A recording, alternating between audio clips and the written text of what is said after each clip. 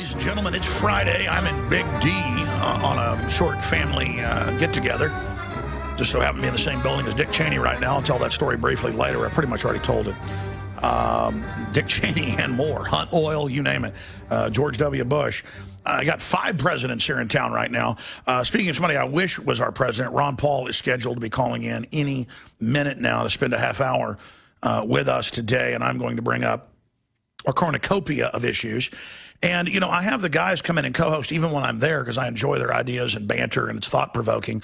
But Jakari Jackson and David Knight are riding shotgun up there also in case we have any technical difficulties, because we are coming to you via the Internet right now. The wonders of the Internet.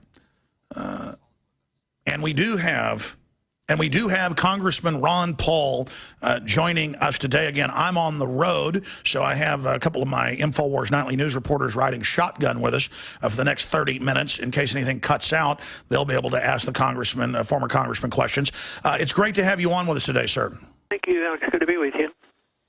Wow, so much is happening. I want to get into your homeschooling curriculum. I hope to actually promote it later when you start that affiliate program. I think everybody should get involved in that. But before we go there, what do you make of Boston and that whole martial law spectacle that we saw? Well, it's rather scary. You know me that I always try to look on the positive things and think things can't be quite as bad. But those pictures really concern me. You know, I mean, that is such a visual image when you see these thousands and thousands of troops, and they weren't your local friendly policemen that were involved. And it was accepted too easily. I mean, can you imagine all these people being locked? They became prisoners. And then the police, the military police, were allowed to march into any house anytime without a search warrant. It was martial law, you know. So I think it was very, very scary. Let's just hope it wakes up some people. But unfortunately, you still hear those, well, the government has to do something to make us safe. And I think that's where the big disconnect is what is the purpose of government? Is it to give us perfect safety and perfect economic security, or is it there to allow us to run our own lives and protect our liberties? I want to expand on that because we're going to break here in a moment. This is our short segment. Again, former Congressman and Dr. Ron Paul joins us, very active in the defense of liberty. I want to expand again in the next segment on the Boston issue because some stations join us then, and I want to get your full take on that. But, I mean, clearly any excuse the power structure has to grab power, they do it. And it seems that appetite is getting more and more intense. Why do you think that's happening? Well, the problems are getting bigger. They say that Congress isn't doing a job because they're broke, but it's the whole system that's broke. We're financially broke. But those individuals in Washington, their mentality is different than so many of people outside of Washington, because they've told me personally that they need to take care of people and they need to regulate people's lives because we can't trust it to themselves because they may hurt themselves or they may not take care of themselves. And I've asked him, I said, why is that the case? Well, they're too stupid and inferring we, the politicians, know what is best. I mean, that is a mental status that they have and they cling to. And then they don't do like, I'm Hitler and I'm going to take over, I'm going to take away liberties.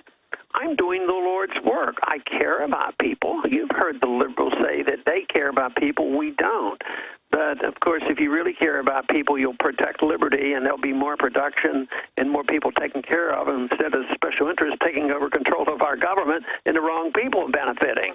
But anyway, that's the mess that we have. It's continuing. So every time there's an opportunity, they think, well, if I enhance my power, I can do more good for the world.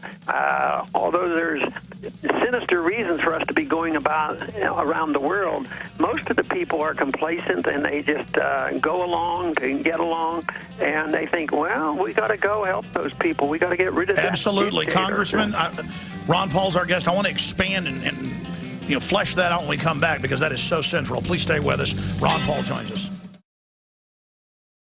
I'm Darren McBreen, and these are some of the new items that are available now at InfoWarsShop.com. Alert the public to Obama's blatant abuse of power with the new Obama t-shirt. Obama's Joker face on the front and come and take it on the back. It's time to publicly call him out for what he is, a tyrant. Defend the Second Amendment with our top seller Come and Take It t-shirts. And look at that, women's cut tank tops and t-shirts now available. Nice hat. Plus the Don't Tread on Me flag. And now you can become a micro distributor of the InfoWars magazine. Plus, get your own copy delivered right to your door each and every month. And if you're tired like I am of you and your family being exposed to polluted drinking water, get the Pro One high-performance water filter. It gets rid of all pathogenic bacteria, cyst, fluoride, heavy metals, and numerous other contaminants. So join the revolution at InfoWarsShop.com.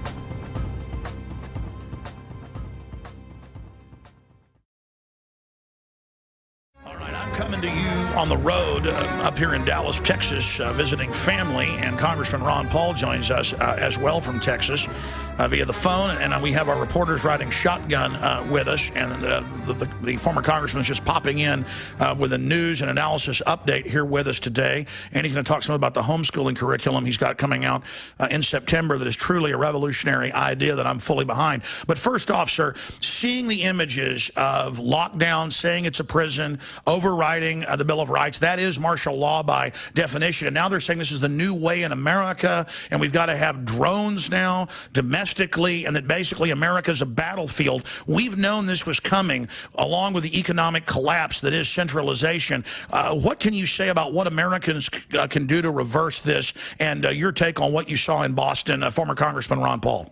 Well, I think what Boston has told me is a bigger issue and more difficult to reverse than I might have hoped.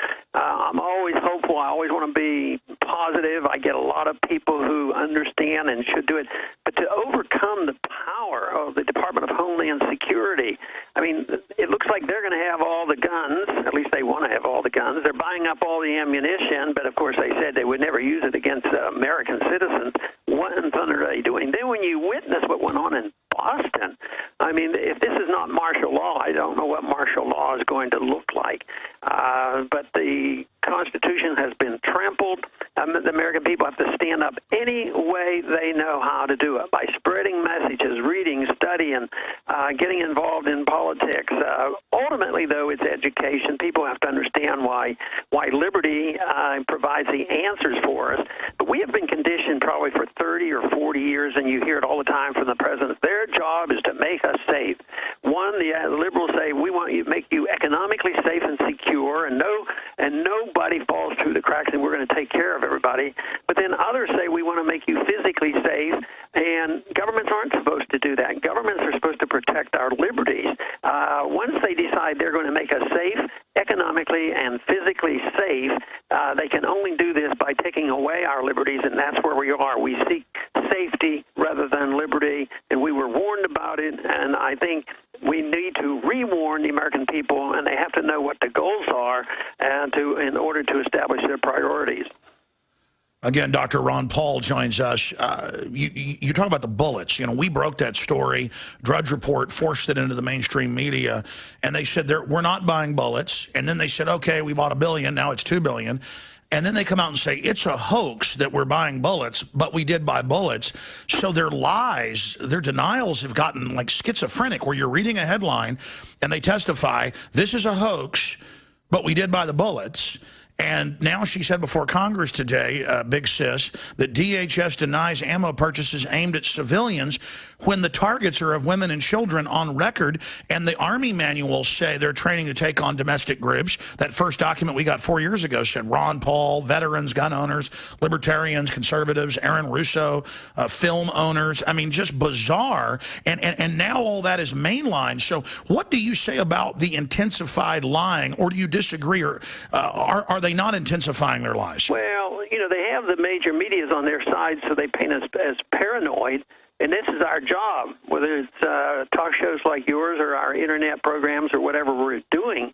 We have to reverse this whole idea that that we are, you know, paranoid and just imagining these things. When she gives us an inch and says, "Oh yeah, we did purchase them," they have to pound her and figure out, what are you going to do with them? What is the intent? How much money? You'd think Congress should have more of a backbone to stand up and demand this. That's their responsibility. But Congress goes along with it. They give up their prerogatives to the executive branch so easily. And if we don't do it, see, the people eventually have to do it. Members of Congress go along to get along. They've been doing that for years, so we only have a dozen or two up there that are trying. But what we need to do is wake up more and more people to hound their congressmen to say, find out why and what are they up to, because it's only information that that they have that can wake the people up. If they don't get the information, they're going to be too complacent, and then it'll be too late. After Boston, I worry more on where we are. But then again, when I go to the college campuses, I get good responses. A lot of young people are saying, you know, we know what you're talking about, and we don't like it, and we're going to be stuck with a big bill, and we don't have a job. So there's a receptive ear out there. So it's a battle. It's a battle for the hearts and minds of people to decide which they think is correct. Are they going to go along with the status quo and, you know, the Federal Reserve and the income tax system and government taking care of us and make us safe and secure?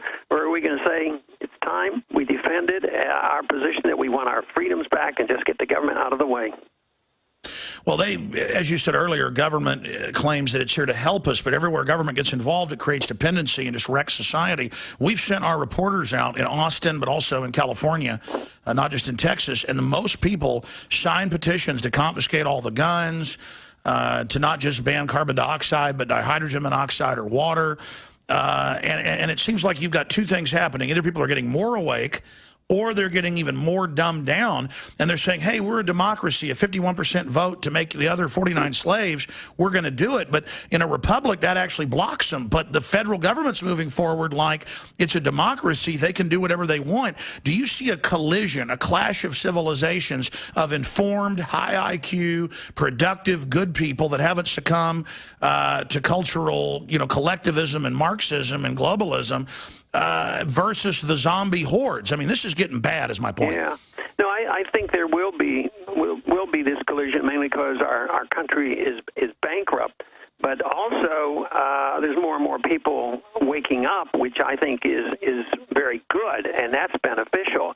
But the one thing, though, individuals like myself who want to look on the positive side of things, we shouldn't ever get so naive as to think that we're up against an enemy that's rather a soft enemy.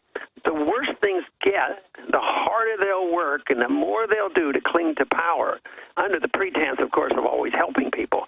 Yeah, because they hate us. They've been powerful because they've always been to get the moral high ground. We're doing good. You know, we go over these countries. We want to get rid of bad dictators. Yes, we have deficits, but we take care of poor people. All of that. But now they're running out of money, and they can't do it, and they make these false promises. So the only thing left for them, since their promises aren't believed anymore, is they're going to use power. And that's why you see the Department of Homeland Security and the FBI invoking martial laws in a major city. I agree. So I think it'll get worse. I've always said it's going to get worse before it gets better, because we haven't even had the big economic crisis that I think is coming, and then you wonder how complacent the American people will be. So the more people we can alert to being prepared for this so they can handle some of the emergencies to get by, the better off we'll be. So we want everybody to be protected, as many as possible, so they don't have to depend on the government. But when the government's broke, they have very little to promise except our might to try to, you know, restore order. Absolutely. And so it's a sign of their weakness that they're trying to flex their muscles and use any excuse to take over and plant the flag of authoritarianism on our once great republic, because they understand and they're scared and they know they've mismanaged things. Now, shifting gears into a subject that so many callers, when they heard you were coming on the last few days, wanted me to ask you, just as a layman here and working with a gold and silver company like Midas Resources, they're having trouble getting the gold. It's being bought so quick. Places are sold out everywhere. The mint can't even make enough, but they're using paper money to drive down the price while elites are buying it as fast as they can. What do you make of what's happening with the war on gold? Well, I think there is, and governments always have a war on gold because they want their paper to last as long as possible. They did that. How much gold do you think we dumped in the 50s and the 60s at $35 an ounce trying to prove that point? Markets, though, eventually win out. So I think that they very well could be involved in all this dumping of gold. You know, that one day when the gold prices went down so much, there were 53,000 contracts sold by one individual. I just wonder how close Treasury Department was to that. But the market number that best tells you about this disconnect is the premium on the coin. So you and I might hear, oh, yeah, gold prices are crashing, and, well, maybe we ought to buy some more. So we go out. Evidently, there was more than just a couple of us doing that. Quite a few went out, so the premium goes up, which is natural. That's the way the market works. The price is not supposed to be going up because the price is so-called fixed by these traders in the paper market, but the premium is part of the price, and the price was, I don't know what the premium has done in the last day or two, but I know when the price of gold was going down rapidly, the premiums went up, sure, which meant there was but a high that's like demand Nixon for price physical fixing. possession. Sure, but isn't it like Nixonian price fixing? I mean, sure, you can fix the price, but then you can't find, you know, the things that they fix the price on. What I'm saying is I'm getting reports everywhere that people, the shops, they can't get the gold, that there's a major shortage at this lower price. So doesn't that right there prove that the market is saying gold is really worth a lot more? And as you said, they can't suppress it forever. Shifting gears, what about Bitcoin? I've been leery day one because if this wasn't something globalists were involved in, they would have destroyed it. Now, they're not all powerful, but I just have a bad feeling. Well, I don't know exactly what's going on there. I have deep reservations about it because my understanding of money is a little bit different than something that comes out of a computer, and I don't understand how it's calculated. I don't think anybody else does. But if we have a truly free society and people are doing this and they're not committing fraud, and it actually is it becomes a means of exchange, and people can transfer and measure things in a Bitcoin, you know, I'm not going to object to that. But I don't think that is the answer. I think money has to be something that has been established in the marketplace, and there's been a pretty good test on gold and silver, like thousands of years. So I'm very reluctant to get involved in even the Bitcoin. You know, it's going to be when you make a sale or a purchase in Bitcoin, you have to, you know, do the mathematical change and figure, oh, how many dollars am I getting for this? But I hope it's a method where they're challenging, because that's been one of my positions, is that if we would just have a legal competition with the Federal Reserve in place, this would be helpful. But I'm thinking more along the lines of somebody who's out there using gold and silver as legal tender, as advocated under the Constitution. But you know what happens to people who do that? You can go to prison for that. You're called a counterfeiter. But the Federal Reserve should be the ones that be held responsible for counterfeiting. All right, I want to get into homeschooling and then let you get out of here. But last question before we get to that. I want to bring up Boston again, because the government locked down the city and then couldn't find the guy. And then as soon as they lifted the lockdown, which is totally illegal, then a citizen smoking a cigarette out back his house saw the guy was in the boat. I mean, this, you know, not only did it not protect us, you know, it's totally unconstitutional, but it's just all a giant fraud. What would you do? You know, down there where you live in South Texas on the coast, if they said, don't come out of your house today or we'll arrest you, or what would you do if you drove up and you know, they had your family with hands up? I mean, this is a big deal. They need to get in trouble. Do you have any ideas, as a constitutionalist and a pretty smart guy, how we could take action against this precedent-setting garbage? That's a tough one, because they're the ones who are using violence illegally against the people. And to resist it, of course, that's armed conflict, and it's how much of a stomach do you have for the confrontation. But what we have to do is intellectually argue against and expose those people who have these lockdowns and having martial law declared, because 3 people were killed, which was tragic. But what about every night? I think every day there's about 48 murders every day. Sometimes on a weekend there'll be 10 in one city. They never lock down a city. So exactly. This is unprecedented, very, very dangerous, and we have to expose them every chance we get. Sure. I mean, they've had lone gunmen out all the time. You don't lock down a whole city. If they said, hey, please stay in your homes in this block, we think he's in one of your houses, that would be, you know, kind of a probable cause, at least, you know, something, reasonable suspicion. But, I mean, just you're all locked in your house, and now we're going to aim guns at you. I mean, little kids in yards, they aim guns at them. I can't wait to get you on in September, because this is a revolutionary idea to get out of the government training camp. Spend a few minutes, sir, in the time we've got left here, telling us the best websites to visit, where we should go to find out about this. Hopefully you'll get your site back soon, ronpaul.com. But what are the best sites to visit, and why have you launched this homeschooling initiative? Of course, homeschooling is something I've been very sympathetic with for many, many years, more so every year, because I think the public educational system is deteriorating. I've talked about it before, but in Congress you can't really do a whole lot. Even 20, 30 years ago, I've often thought to myself, you know, it'd be neat to have a school when I'm out of Congress, but I always thought about brick-and-mortar school.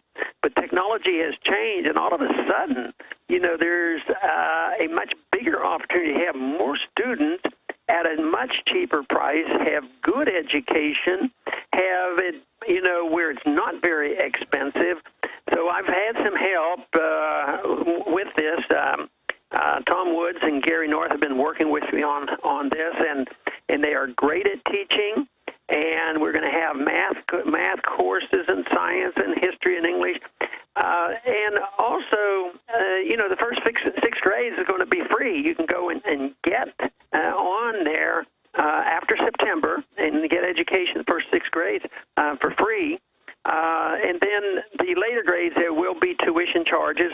But the one other unique thing that we've come up with on this, where it's different, there are a lot of homeschooling programs, and they're not, you know, a lot of them are very decent, all but ours will be somewhat unique. But there's going to be a lot of interplay between students and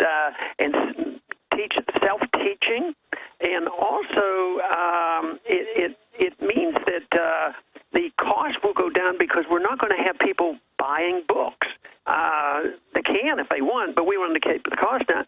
So if we have a course on the Constitution, it's going to be done by reading the Constitution and the Federalist Papers, and then having a teacher giving a lecture, and then the students writing. So it would be a little bit different approach. We think we can give everybody a better education at a much better price than anything that's out there right now. And again, what are the best sites other than Campaign for Liberty for people to visit right now to find everything Ron Paul? In particular, it's ronpaulcurriculum.com, and there's a preliminary course you can sign up for $25 to help you get into preparing for high school.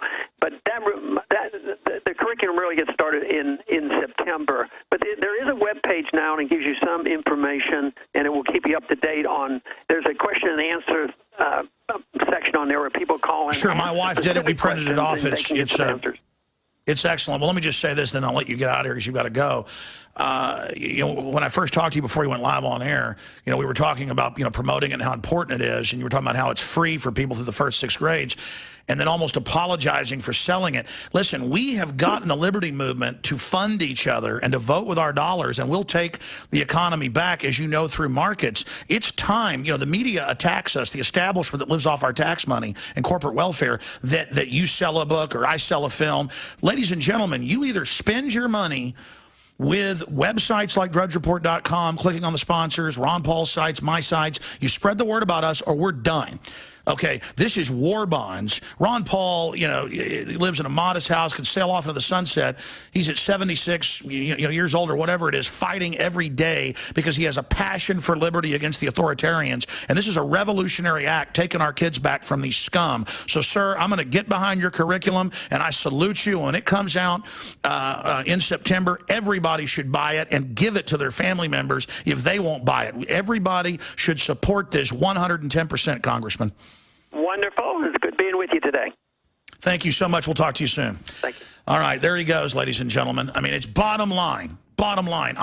I'm ready to die for freedom, okay? I'm in the globalist face saying, I want you going down 110%. I'll tell you why I liked Oblivion so much, because that's what it's all about, that archetype of giving your life up for liberty. And I don't want to die.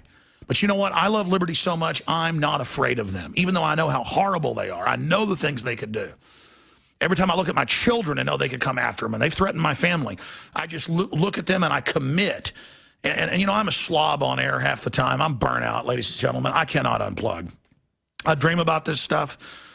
I can't play outside with my kids or go fishing. All I'm thinking about is news and the New World Order. And then I do so much research, I get on air and can't even talk about it all because I just know too much. I mean, it's like the Gnarls Barkley song. I want to come back out of break with that, with our guests, because it's, you know, I'm not crazy because I didn't know enough. It's because I knew too much. And I just was talking to Ron Paul during the break, and he's like, and yeah, you know, we're selling it because, you know, we have to pay for it and everything. And I was like, man, don't apologize that you're selling it. I mean, the globalists have taken over and control the issuance of currency and credit. Okay, we're doing this because we love liberty and want to be free. And then they create this idea, like he said, that they have the moral authority. They can sell stuff. They can make us give them our money to then use against us, and that's moral. And then Alex Jones, you know, whenever I had the Austin police chief in, he's like, oh, Alex Jones is selling stuff. Alex Jones has got a 50 caliber rifle. Yeah.